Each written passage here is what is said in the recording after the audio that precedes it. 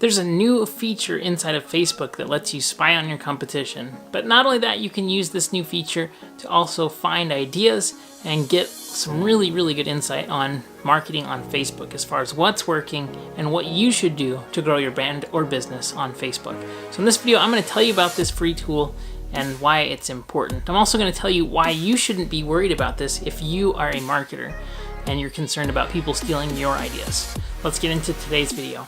Hey there everybody, my name is Brandon Brashears and I make daily marketing videos here. So if you're looking to grow your brand or your business with digital marketing, then this is going to be a great channel for you. It doesn't matter if you have a personal brand or if you're trying to grow a small business, you need digital marketing.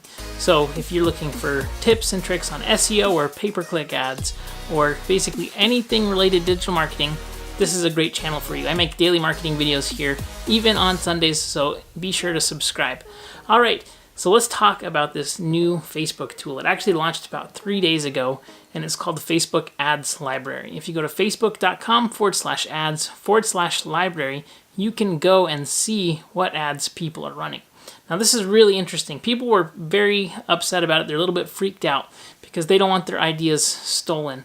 And I totally get that. If you're creating really amazing things, and especially if you're in a niche that's competitive, you might be worried that now your competitors are going to go see what you're doing and they're going to try and steal it. But there's a few reasons why I think you shouldn't be worried about that. Number one, it's always difficult to try and basically, if people are trying to copy you all the time, you're the person that people are going to want to work with, especially if you're able to be first in anything. So even if people try to copy you, there's no way for people to copy your personality and your authenticity. So if you have people consistently copying your messaging and your marketing, if you're making it authentic and unique, there's no way that they're going to be able to copy what your brand is and what the culture of your brand is and how you cultivate and grow your brand. So that's number one. Number two, no matter how many ads people copy, they still can't, copy your level of content that you make, the level of engagement that you do, and the relationships that you build at scale through Facebook. And so that's why it's more important than ever that alongside of your ads, you're creating content that's relevant, that's going to help to segment your audience and engage your audience more and more. Facebook is one of the best places to engage with your current clients and your current customers. And when I say Facebook, I also mean Instagram, because Facebook's platform is on Instagram as well. So Instagram is propping up a lot of Facebook's users' data, and they're helping to sell a lot of ad space because Instagram is increasingly more popular. But that being said, it's important that you're aware that your competitors can be taking the campaigns and the funnels that you build, and they can go and see them. Not only can they see what campaigns you're running, but they can also see how much ad spend you're spending. This is really interesting. They've been doing this specifically to make sure that they're trying to be above board on campaigns and political areas on who's spending what and what they're trying to buy with their influence. This is extremely interesting. So one of the biggest players in Facebook as far as the ad space goes is political ads and politics. And so especially as the next election heats up, this is going to be a place where there's so much new ad formats and so many good examples of marketing.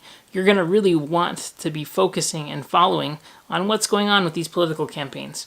In the next few videos that I do, I'm going to be outlining specific politicians, and they are doing some amazing marketing. I think that there's several really important lessons that you can learn and apply in your own business.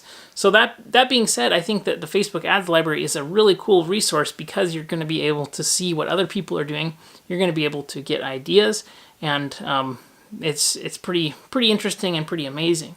So a few things that I would suggest if you want to follow other marketers who are doing cool things and see what large-scale agencies are doing, see what kind of trends are emerging, and see really what's working. You could probably assume that if somebody's running a significant amount of ads and they have, a specific idea or a campaign type or something that they continue to do for a long time, chances are if they're running it for a long time, it probably is working.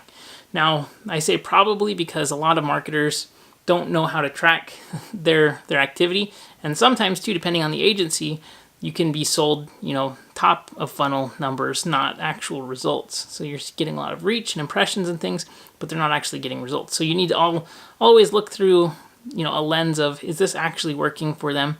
But it's a great way to get ideas.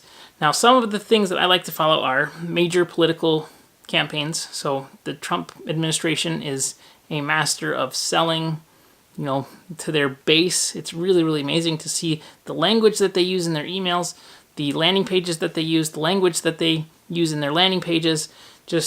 It's really, really remarkable. Same thing with big political characters on the left as well. So both sides are actively, fighting and working towards getting more attention.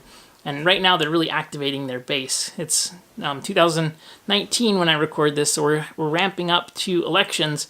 So it's very interesting to see what their ads are. You see that they are really appealing to their core audience, and they've really drawn a line in the sand. I'm guessing that it's going to get more broad, but I think this is a really interesting advancement in the ad space, because we're going to see, and I think that there's going to be a lot of really interesting things that come out, but for the first time ever, people will be monitoring how much ad spend is going out. On the Trump's page, you can see that there was over $10.8 million spent in the past 12 months. That's insane. On the Beto for president, there was $8.8 million spent. So huge amounts of ad spend, really, I would say, divisive ads that are calling out their base, trying to activate the people who are going to be supporters.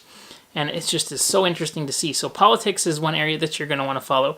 Number two are large profile companies that are known for good marketing. So Disney Cruise Line is a great example. Their native campaigns are amazing. Check out Disney Cruise Line's ads and examples. Disney Vacations, also amazing. Major film studios, especially ones that have more edgy films like Deadpool. And then also, I really like fast food ads because they are constantly fighting with each other. So you can get ideas on how to be controversial and then spin it to get more PR and more publicity. Specifically Burger King, I really like the ads that they've been putting out. So if you're just trying to get ideas, you can take the general principle that they're using and then apply that to your business somehow. Obviously, you probably don't want to start a brand war with a competitor down the street, but if somebody ever, throws, some negative comments your way, you can see how to react and maybe some creative ideas on, what to do, for example.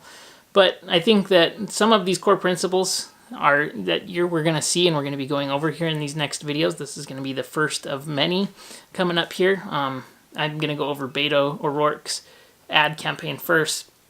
But it's really, really intriguing to see that there's no middle ground here, right? I think one of the easiest ways for you as a brand to really fall by the wayside, and especially if you're running ads, if you want to mix in with everybody, is that you create an ad that is just super plain, super vanilla, and you basically will blend into the newsfeed. Nobody will see or care about what you have to say.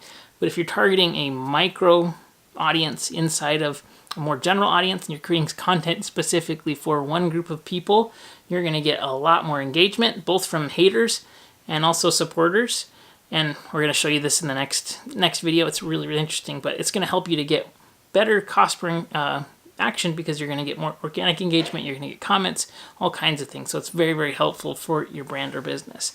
So in this next video, and it's not ready yet, but it will be, if you click this card up here, you can take a look at Beto O'Rourke's ads, and we'll go through it. We're going to dive deep into it, analyze the copy that he's using, analyze the images that he's using, and the core offer that he's selling. I think it's really interesting and worth studying. I think you're going to find it to be very, very valuable. If you like this video, be sure to give it a thumbs up. Comment below if you have any questions. I make daily marketing videos here, so you want to subscribe. Make sure you hit that bell notification. If you want to grow your business or your brand with digital marketing, this is the place for you. Thanks for watching, everybody. I'll see you on the next video. Have a good one.